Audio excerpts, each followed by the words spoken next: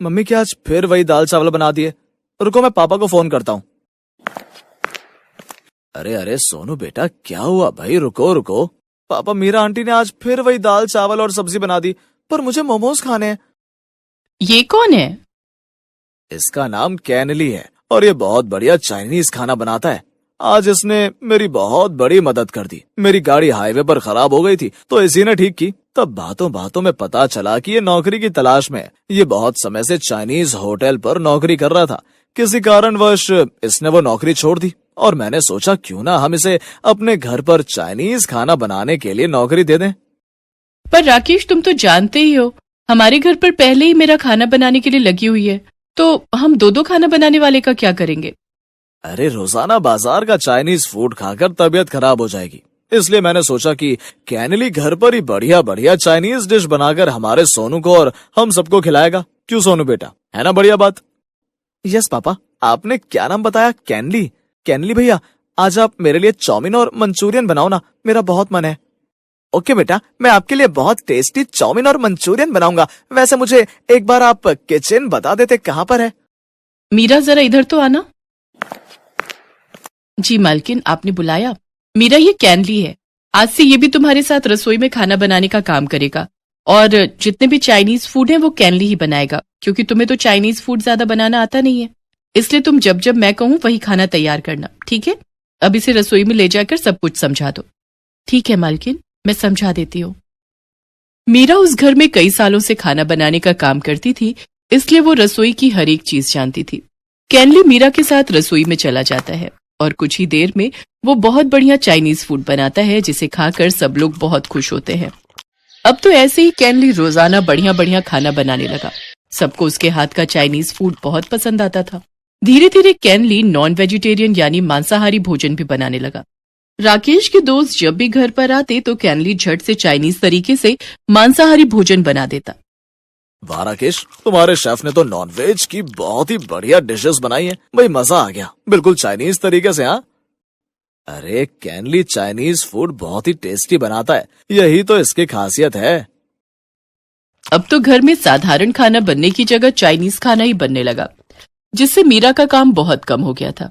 इसलिए उसकी मालकिन ने उससे कहा, मीरा, अब तो रसोई का सारा काम कैनली ही संभालने लगा है, तो तुम एक काम करो, तुम घर में ऊपर के काम देखना शुरू कर दो। आज तुम मेरे कमरे की सफाई कर दो, तब तक मैं मार्केट होकर आती हूँ। ठीक है मालकिन। कैनली, साहब ने आज तुम्हें नॉनवेज बनाने के लिए बोला है, तो कितने पैसे दे दूं तुम्हें नॉनवेज खरीद कर लाने के लिए? मेम साहब, कम से कम 2000 रुपए का तो आ ही जाएगा। ठीक है, ये लो पैसे, तुम ले आना। मीरा कमरे की सफाई करने लगती है। वो सोचती है कि कैनली को तो नॉनवेज खरीदने बाजार जाना था, पर वो पिछले काफी समय से रसोई में ही था। मीरा उससे पूछने के लिए जाती है, पर उसके सामने रसोई का जो नजारा आता है उसे देखकर वो दंग रह जाती है। कैनली के हाथ में कुछ मरे हुए चूहे थे जिन्हें वो पका रहा था। मीरा की तो आवाज ही गले में बंद हो जाती है, क्योंकि ये नजारा बहुत ही डरावना था। पर कैनली मीरा को देख लेता है। मीरा हकलाते हुए उससे पूछती है, तुम ये क्या बना रहे हो?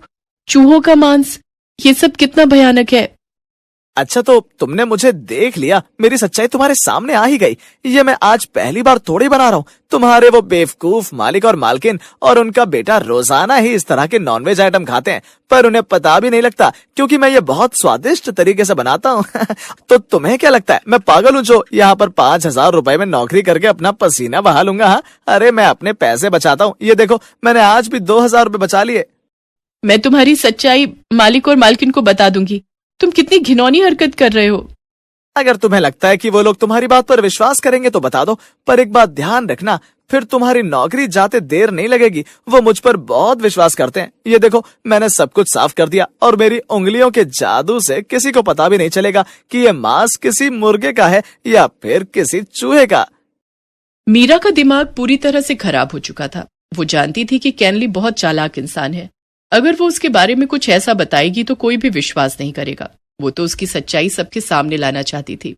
मीरा घर जाती है और रात को करवट बदलती रहती है। उसके सामने से वो नजारा नहीं हट रहा था। मीरा का पति भी उसकी परेशानी को देख रहा था। मीरा अपने पति को सारी बात बताती है। क्या हुआ मीरा, आज तुम्हें नींद नहीं आ रही? तुम किसी चिंता में हो? मैं अपनी नौकरी बचाने के चक्कर में उस भले परिवार को नुकसान नहीं पहुंचा सकती जो हमारे अन्नदाता हैं। वो बहुत ही भले लोग हैं। कोई उपाय होगा जिससे मैं उस मक्कार चाइनीज नौकर की सच्चाई सबके सामने ला सकूं? नहीं तो ये बहुत गलत हो जाएगा, बहुत देर हो जाएगी। उसके हाथों का बना गंदा खाना खा खा कर कहीं मालिक, मालकिन और सोनू बीमार पड़ गए तो? नहीं। मीरा, एक काम करो, जैसे जैसे मैं कहता हूँ वैसे ही करना। मीरा का पति उसके कान में कुछ समझाता है। अगले दिन मीरा वैसा ही करती है।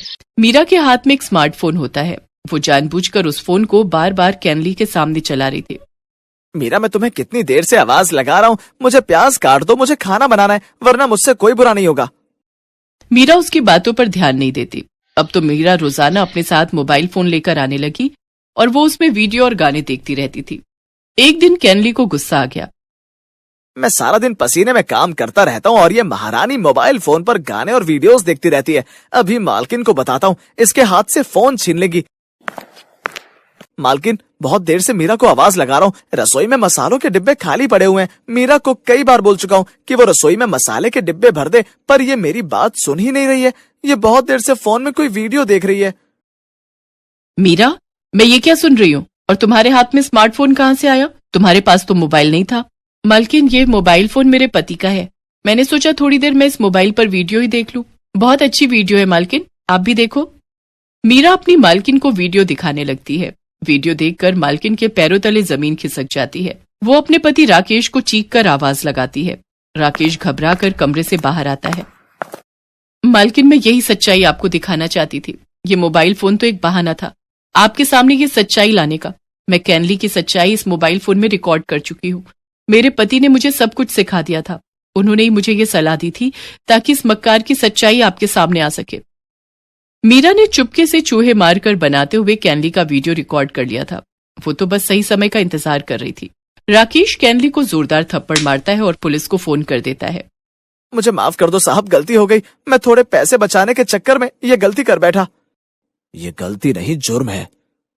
आज मीरा नहीं होती तो हमारे सामने इस दरिंदे की सच्चाई बिल्कुल नहीं आती।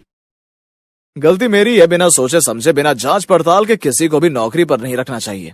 भूल मैंने की, इसे बिना जाने पहचाने घर ले आया। कोई बात नहीं मिस्टर राकेश, अब ये जेल की सलाखों के पीछे सजा काटेगा ताकि ये कभी दोबारा किसी के साथ ऐसा धोखा ना कर सके। पुलिस कैनली को गिरफ्तार करके ले जाती है। कैनली पहले भी बहुत से लोगों को ऐसे ही अपना निशाना बना चुका था। जब उसकी सच्चाई सामने आती थी तो लोग उसे नौकरी से निकाल देते थे। इसलिए वो शहर छोड़कर नए शहर में आ गया था और उसकी मुलाकात राकेश से हुई। पर आज मीरा की वजह से वो पकड़ा गया। अब राकेश और उसकी पत्नी ने सोच लिया था कि वो बिना सोचे समझे कभी किसी को नौकरी पर नहीं रखेंगे। मीरा को कई सालों से जानते थे।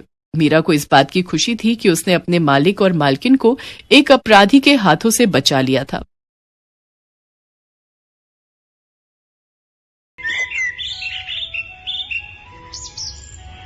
माधोपुर गांव में संदीप नाम का एक व्यक्ति अपनी पत्नी अंजू के साथ एक बड़े से घर में रहता था।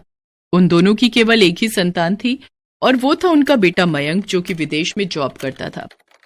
कई सालों के बाद मयंक अपने घर आने वाला था। ये जानकर संदीप और अंजू काफी खुश थे और वो बड़ी बेसब्री से उसका इंतजार कर रहे थे।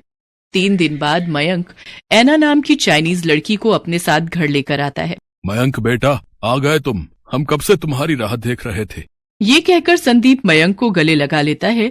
तभी वो अंजू को आवाज देते हुए कहता है, अंजू, ओ अंजू, जल्दी आओ, देखो हमारा बेटा आ गया। मयंक के आने की खुशी में अंजू सुबह से रसोई घर में तरह तरह के पकवान बनाने में लगी हुई थी।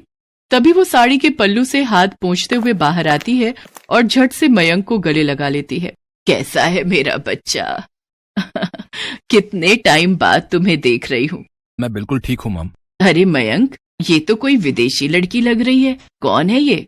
मम, ये ऐना है, मेरे ही ऑफिस में मेरे साथ काम करती है। तभी मयंक ऐना से कहता है, ऐना, ये मेरे मॉम डैड हैं। मयंक के ये कहते ही ऐना अंजू के पांव छूते हुए कहती है, पांव उठा लो सासू मॉम। ये क्या बोल रही है मयंक? अरे ऐना, पाँव उठा लो नहीं, पाए लागू बोलते हैं। ओह, आई एम सॉरी सासू मॉम। मयंक, ये लड़की बार बार मुझे सासू मॉम क्यों बोल रही है? मॉम, ऐना मेरी वाइफ है, हम दोनों ने शादी कर ली है। अब ये तुम क्या कह रहे हो मयंक? तुमने हमें बिना बताए शादी कर ली? संदीप के ये कहते ही ऐना उनके पांव भी छूने जाती है। पैर काट लूंगी ससुर जी। क्या? पैर काट लूंगी? ये क्या बकवास किए जा रही है? सॉरी ससुर जी, इस बार भी रॉन्ग बोल दिया, सॉरी। पैर दे दो ससुर जी। ओहो मयंक, ये तू क्या बला घर ले आया? अब बस भी करो ऐनक, मेरा मतलब है ऐना, जो भी है तुम्हारा नाम। सारा दिन पैर ही छूती रहोगी? खैर, जाती रहो, मेरा मतलब है जीती रहो। बेटा ये सब चल क्या रहा है, क्या तू हमें बताएगा? मॉम, मैं ये सब आपको बाद में बताऊंगा। अभी मैं बहुत थक गया हूँ और मुझे बहुत जोरों की भूख भी लगी है। मयंक ये कहते ही अपने कमरे में चला जाता है। ऐना ने बहुत छोटे छोटे कपड़े पहने हुए थे। संदीप और अंजू बार बार ऐना के कपड़ों को ही देखे जा रहे थे। हे भगवान, ये कैसे आधे अधूरे कपड़े पहन रखे हैं इस लड़की ने। मयंक की तो मती ही मारी गई थी जो इसे हमारी बहू बना कर ले आया। अगर आसपास पड़ोस वालों ने इसे इस तरह के कपड़ों में देख लिया ना तो पता नहीं कैसी कैसी बातें बनाएंगे। ऐना तुम यहीं रुको, मैं अभी आई। इसके बाद अंजू अपनी एक साड़ी लाकर ऐना को देते हुए कहती है, ये लो साड़ी, अब तुम जल्दी से अपने कमरे में जाओ और कपड़े बदल कर आओ। इसके बाद ऐना मयंक के कमरे में चली जाती है। तभी अंजू की पड़ोसने उसके घर आती हैं। क्यों अंजू बहन, इतनी जल्दी तुमने हमें पराया कर दिया? घर में फिरंगन बहू ले आई और हमें बताया तक नहीं? हाँ अंजू बहन, आपने हमारे साथ ऐसा क्यों किया?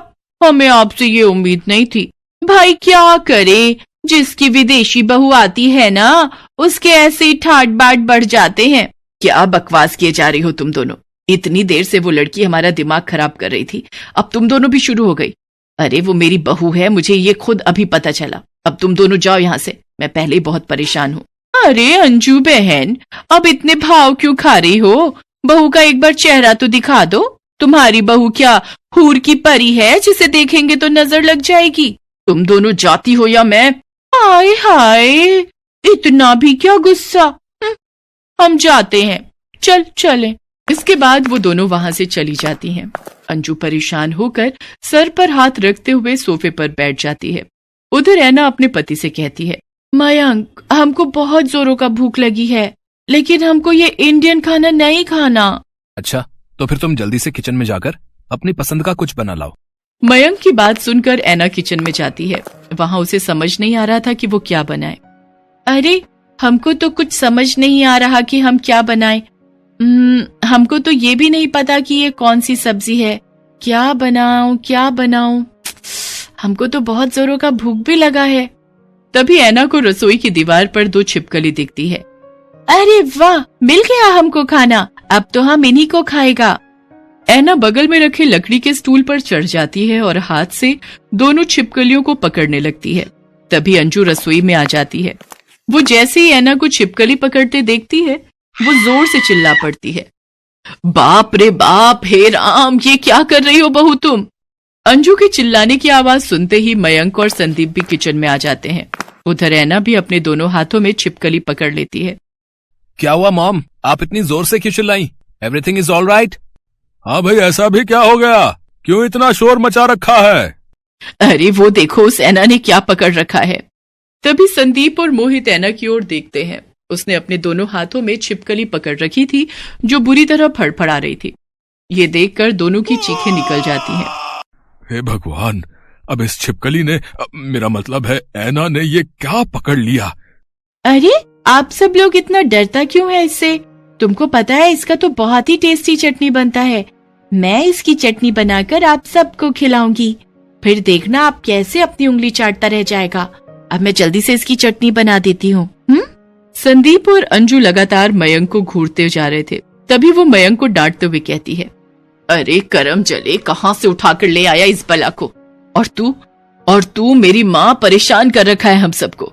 ये सब नहीं बनता मेरे घर में, जल्दी से इसको खिड़की से बाहर फेंक दे। आप एक बार खाइए तो सासू मॉम, आपको बहुत पसंद आएगा। मैं तेरे पैर पड़ती हूँ ऐना, प्लीज जल्दी से फेंक दे इसे।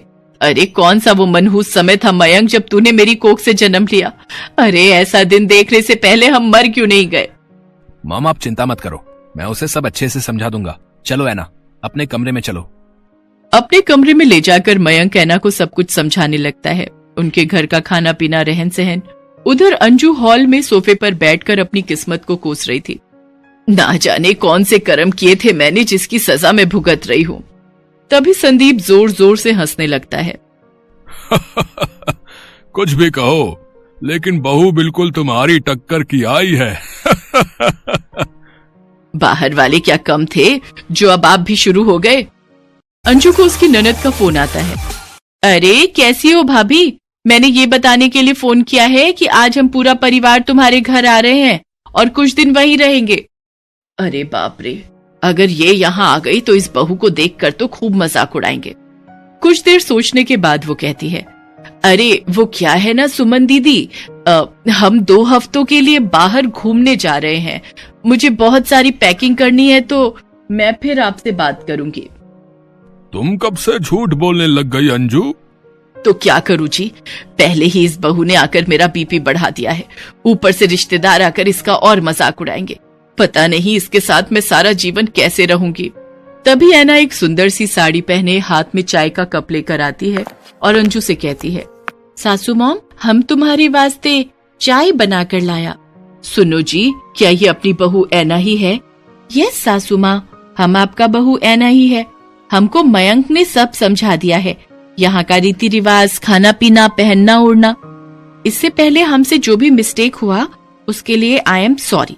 अब से हम आपको शिकायत का एक भी मौका नहीं देगा। एक्चुअली मेरे मॉम डैड नहीं है, मैं एक अनाथ हूं तो हमको ये सब नहीं पता, लेकिन धीरे धीरे मैं सब सीखने की कोशिश करूंगी। ऐना की बातें सुनकर अंजू और संदीप भावुक होते हैं और वो उसे गले लगा लेते हैं।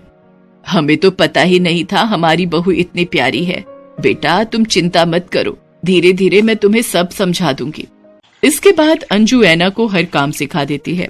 कुछ ही महीनों में ऐना इंडियन खाना, यहाँ के रीति रिवाज और भाषा अच्छे से सीख जाती है।